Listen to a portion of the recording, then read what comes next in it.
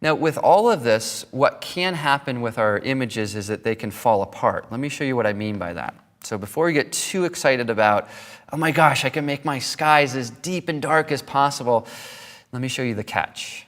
And this is an iPhone photo of my daughter, Sophie, at our favorite beach in Santa Barbara. And in the fall, you get these minus low tides, and it's just beautiful. So we were just playing, and she held the surfboard. And so I'm like, yes, black and white, dark skies. You know, all the stuff I've just showed you, I'm about to show you, doesn't always work. So I hit the V key. I say, oh, bummer. Like, where'd all my, you know. And so I go like this, and then if we zoom in on this one, we see the sky just falls apart. And the reason is, I shot it with my iPhone, and there just isn't as much data or information there. So part of having, you know, working with your capture is trying to make sure you have that when you know that, like if you know that you're going to need to do something with the sky, maybe you want to catch a couple exposures and you want to, you know, pull out your big camera versus your small camera to do that. And I guess big and small isn't the right way to say it, because small cameras now are amazing. I mean, I'm shooting a ton with these Sony cameras now, and I love that, and they're really small. But either way, the point being is the more content we can get, the more we can swing our sliders, right? So with this one, what we may have to do is brighten it up. We can still do a little bit of work kind of on the image, but the way it was captured is going to, in a way, maybe limit or direct the type of image that we're able to create. And that's okay. You know, that's part of it. And sometimes what happens is you go to black and white, like with this image, and you say, you know what? It's not working. Like, is it working for you? Which one did you like better? Let's say 1 for color, 2 for black and white. Okay. Okay, some black and white. Yeah, a little bit of both. Shift-Command-R resets the whole thing. For some reason, the color works better for me. The main problem with it, I think, is the logo on the surfboard, which we could remove with our spot healing brush, but that's for another course. But anyway, the point of that is just to get you to think about that, and also to realize that if we are going to swing stuff pretty hard, like maybe with this image here, I don't even think the sky looks great in that image, but it needs a little more work. But if we're going to do that, do not neglect to get into that area, and in the develop module, do some of your detail work. And in the, let's see if we can find something where we get a good edge. His feet. With that, what I mean is, I'm just going to exaggerate for a second. You can bring unwanted noise into an image, because what you're doing is you're taking blue content and you're really pushing it hard one way or another. And whenever you push content hard, something can fall apart. So with that, the luminance noise reduction is going to become really important. And what's strange as well is the color noise, and I'll show that in my class later today, also comes into play. So what I'm trying to do is connect the dots, right? So I'm saying, yes, basic panel, amazing. Don't forget about color temperature, use your other sliders. Grayscale panel, amazing, use those sliders. But then also let's tie it to the rest of our workflow, right? Because what happens to a lot of my students is they do this with the sky and then the print looks horrible.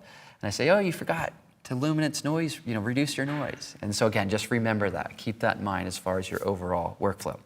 All right, let's keep going. Let's do some skin tone stuff. Yeah, jump in. A couple of questions for you. Yeah. First of all, and let me know if you've got any questions in here. Grab a mic. Okay, so first question, this came back in the beginning. Sure. Do all of these tips and tools work in Adobe Camera Raw that you're showing us Yes, great question. In Lightroom? Let's do something. On the fly, see what happens here. Just give Lightroom a second. Right click, show in Finder. And what I'm going to do with this Baja RAW file is open it up in Camera Raw. In Camera Raw, there's some stuff, at least right now, that you can do that you can't do in Lightroom. You know, the Camera Raw engine is pretty well connected between the two. And there's also some little things. But with this image, our V key isn't going to give us our victory. So we lose some of the shortcuts, don't quite translate. But there is ways to get through the tabs. Most people don't know that. Remember, it's Command plus a number. So in Camera Raw, it's Command Option plus a number. So I'm just holding Command Option with the thumb and then tapping on my numbers. That shortcut may be an overkill, but if you're a high achiever or whatever it's called, you know that's a good one. And we can convert to grayscale like we've seen before. We can do stuff with our sliders. Some of the things that we can do as well here, though, is like with a gradient. Just see something here. And let me exaggerate, cut me some slack, because I realize this doesn't look good, but it will be good for a point. So I really want to darken that sky and add contrast to that and clarity to those clouds, and do all that. What's happening with this adjustment is it's hitting the truck, right? Because the truck's right at the horizon line. And that happens. Mountains, you don't top your mountain, you don't want to have dark, but you want the... So anyway, there's a brush in here. I'll use the minus brush. Settings, same kind of thing, feather, flow. And what I can do is subtract that adjustment, turn on auto mask, to save my vehicle or the mountaintop or whatever it is. So this is not totally answering the question, but what I'm trying to get at is both tools are powerful. And what I've found is my students, at least in the college level, always ask me, Chris, can I just learn Lightroom? And I say no, because Camera Raw is a filter in Photoshop. And I'll talk about that on an image later. Because sometimes you go color to Photoshop, you do all this work, and then you decide you want to convert to black and white, and you want to take advantage of what we've learned. You can't, it's a good way to do that. Yeah. Awesome, and that's similar to another question that a number of people had voted on as well. Is it always recommended to do all the adjustments in black and white? Yeah. Or are there scenarios where we should make adjustment in color and then switch to black and white?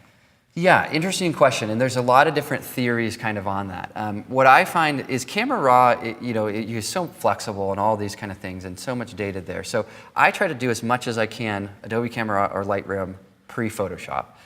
And if I know I'm going black and white, so yeah, I think so, but maybe someone out there is going to be like, no, you're wrong. But in my own workflow, yes, I think I do it, because I think what I have to do is, it's back to that thing, if I make the sky really weird, I'm going to introduce artifacts in that sky, and I want to take advantage of Lightroom's raw engine to deal with the noise.